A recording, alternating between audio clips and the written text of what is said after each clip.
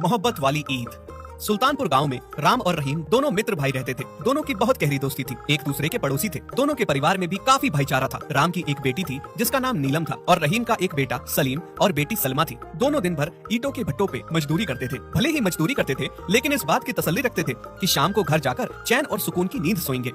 अरे भाई रहीम, चल जल्दी घर, छुट्टी तो कब की हो चुकी है, तू अभी तक काम में लगा हुआ है। आज घर नहीं जाना क्या? हाँ भाई हाँ, घर तो जाना है, लेकिन आज मुझे थोड़ा टाइम लग जाएगा। मैं थोड़ा ओवर टाइम कर रहा हूँ। जो दिहाड़ी लगाता हूँ वो तो घर खर्च में ही चली जाती है, लेकिन इस बार ईद पर मुझे बहुत बड़ी खैरात करनी है। मैं चाहता हूँ इस बार ईद पर मैं गरीब लोगों को खैरात में खाना जैसे बिरयानी, कपड़े और बच्चों के खिलौने दान करूँ। जो मेरी तरह गरीब हैं, जो ईद पर अच्छा खाना और कपड़े नहीं खरीद सकते, उन्हें इस बार ईद पर मैं खैरात देना चाहता हूँ। मान लो कई सालों से ये मेरी ख्वाहिश है। मैं इस ख्वाहिश को इस ईद पर पूरा करना चाहता हूँ, चाहे इसके लिए मुझे कुछ दिनों तक ओवर टाइम ही क्यों न करना पड़े। अरे भाई, तुम्हारे बड़े नेक ख्यालात हैं। ये तो तुमने बहुत ही अच्छी बात सोची है। चल ठीक है, मैं चलता हूँ। भाभी के लिए कोई संदेश देना हो तो बोल दो। हाँ भाई राम, बेगम से कह देना कि आज खाने में खिचड़ी बनाए। रहीम चाहता था कि वो इस बार ईद पर अपने जैसे गरीबों के लिए खैरात करे, जिसके लिए वो सालों से ओवर टाइम करके पैसे कमा रहा था। सुनिए जी, आज नीलम के ससुराल वाले आए थे और बोल रहे थे परसों शादी का बहुत अच्छा मुहूर्त है। अगर परसों शादी नहीं हुई तो रिश्ता तोड़ देंगे। पैसे के नाम पर घर में एक आना तक नहीं है, कैसे उसकी शादी करेंगे? मुझे तो बहुत चिंता हो रही है कि इतना अच्छा रिश्ता टूट न जाए। कुछ समझ नहीं आ रहा है, कैसे करूं अपनी बेटी की शादी? कहां से लाऊं मैं इतनी जल्दी इतना सारा पैसा उसकी शादी के लिए? मेरी बेटी का घर बसने से पहले ही उजड़ जाएगा। मैंने तो कभी सोचा ही नहीं था। कोई बात नहीं बाबा, आप रोइए मत, सब ठीक हो जाएगा। राम और सीता आपस में बातें कर रहे थे कि तभी रहीम की बेगम वहाँ आ जाती है। भाई साहब, मैंने सोचा आज खिचड़ी के साथ साथ खीर भी बना लूं, तो मैंने खीर बनाई थी। सोचा थोड़ी खीर आप लोगों को भी दे आऊं। जरा टेस्ट करके बताइए कैसी बनी है। हाँ भाभी, खीर तो बहुत स्वादिष्ट बनी है। भाई साहब, आप चिंता ना करें, आप आराम से खीर खाइए।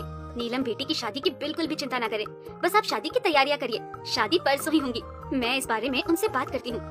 रहीम की बेगम सारी बात अपने शौहर रहीम को बताती है कि किस तरह से राम और सीता बेटी नीलम की शादी के लिए चिंतित हैं। अगली सुबह रहीम राम के घर आता है। सीता, मैंने हर जगह हाथ पाँव मारे, लेकिन कहीं से भी पैसों का जुगाड़ नहीं हो पा रहा है। अब तो मेरा सर चिंता में फटा जा रहा है। कुछ समझ नहीं आ रहा कि क्या करूं। तुम बिल्कुल चिंता न करो राम भाई, मैं हूँ ना। हर जगह तुमने हाथ पाँव मारा, लेकिन मुझसे एक बार भी बात करने की जरूरत नहीं समझी। अगर एक सच्चा दोस्त ही दोस्त के काम ना आए तो फिर फायदा क्या? ये लो, मैंने कुछ पैसे जोड़ रखे हैं, तुम धूमधाम से नीलम बेटी की शादी करो। लेकिन रहीम भाई, ये कैसे हो सकता है? तुम अपने सारे जीवन की जमा पूंजी मुझे कैसे दे सकते हो? ये तो तुमने ओवर टाइम लगाकर ईद पे खैरात करने के लिए पैसे जोड़ रखे थे, है ना? तो तुम मुझे कैसे दे सकते हो ये? राम भाई, नीलम बेटी भी मेरी बेटी सलमा की तरह ही है। मैंने कभी उसे अपनी बेटी से कम नहीं समझा और तुम्हें अपने भाई से कम नहीं माना। और रही गरीबों को खैरात देने की बात, तो कोई बात नहीं, तुम भी मेरी तरह गरीब हो और मैं किसी गरीब को मदद कर रहा हूँ। इस गरीब की बेटी की शादी करने में मदद कर रहा हूँ। ये मेरे लिए खैरात से बढ़कर है। समझो, जो मैंने खैरात करने का सोचा था वो तो पूरा हो गया। अल्लाह मुझ पर बहुत मेहरबान और खुश है जो मुझे ये करने का मौका दिया। बस अल्लाह हमें बरकत दे और हमारे हर गुनाह को माफ करे। भाई, तुम बहुत अच्छे हो, तुम्हारी ईद सफल रहेगी। अब तुम्हें दान करने की आवश्यकता नहीं है। तुमने एक गरीब की मदद की है। तुम एक सच्चे मुसलमान और सच्चे दोस्त हो। इस तरह से राम और रहीम के दोनों परिवार मिलकर बेटी नीलम की शादी बड़े ही धूमधाम से और खुशी से करते हैं। थोड़े दिनों के बाद जब ईद आती है, तो ईद के दिन जब रहीम बहुत से लोगों को खैरात करते हुए देखता है, तो वो इस बात के लिए बहुत दुखी होता है कि वो खैरात नहीं बांट सका। आपने कितने सालों से सपने सजा के रखे थे कि इस साल आप पैसे जोड़कर खैरात दोगे, लेकिन इस बार भी आप खैरात ना दे सके। कोई बात नहीं बेगम, हमने किसी गरीब मित्र की बेटी की शादी करवाई, समझ लो हमने खैरात दे दी। अगर हम इस बार खैरात नहीं दे सके तो कोई बात नहीं, फिर से मैं ओवर टाइम करूंगा और 2 साल लगा के पैसे जोड़ूंगा। फिर जब ईद आएगी तो खैरात करूंगा। राम रहीम और उसकी बेगम की सारी बातें सुनता है और वो बहुत दुखी होता है। सीता, आज मैं रहीम भाई को ईद की मुबारक देने उसके घर गया था, लेकिन उसे मुबारक न दे सका। मैंने उन दोनों की बातें सुनी तो मुझे बहुत दुख हुआ। सीता, उन्होंने हमारी बेटी की शादी के लिए अपनी सारे जीवन की जमा पूंजी खर्च कर दी, जो उन्होंने इतने सालों से ओवर टाइम करके जोड़ी थी, और सोचा था कि इस साल ईद पर गरीब लोगों को खैरात बांटेंगे। हाँ राम जी, आप सही कह रहे हैं, हमारी वजह से उनका सपना टूट गया।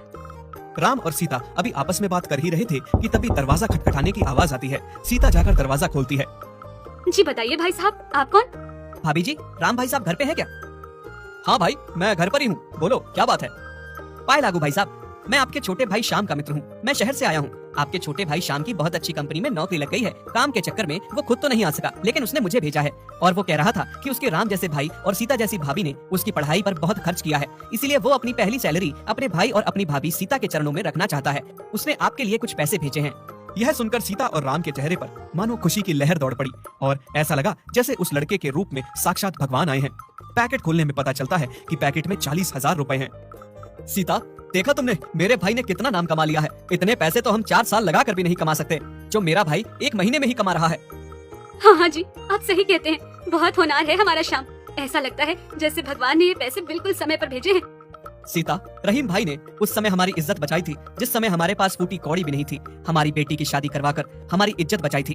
तो आज हमारा फर्ज बनता है कि ईद के दिन हम उनकी मदद करें ताकि वो खैरात दे सके। राम और सीता रहीम के घर जाते हैं और उसे पैसों से भरा पैकेट दे देते हैं। भाई ये क्या कर रहे हो तुम? मैंने पैसे लौटाने के लिए नहीं कहा था। रहीम भाई, तुमने हमारे लिए जो किया उसका कर्ज तो हम कभी भी नहीं चुका सकते, लेकिन अब हमारी बारी है। हम दोनों मित्र भाई हैं। कल तुम मेरे काम आए थे, तुमने मेरी इज्जत बचाई थी। आज मैं तुम्हारे काम आऊंगा, तुम्हारे सपनों को पूरा करने में तुम्हारी मदद करूंगा जो तुमने सालों से देखे हैं। ये लो पैसे और हर वो चीज लेकर आओ जो तुम खैरात में देना चाहते हो। और आज तो ईद भी है, हम दोनों भाई मिलकर खैरात बांटेंगे। रहीम और उसकी बेगम बहुत खुश हो जाते हैं। फिर राम और रहीम उन पैसों से बहुत सारा राशन, कपड़े और सामान लेकर आते हैं और फिर गरीबों में खैरात बांटते हैं। इस चीज से रहीम और राम दोनों को बहुत ही तसल्ली मिलती है।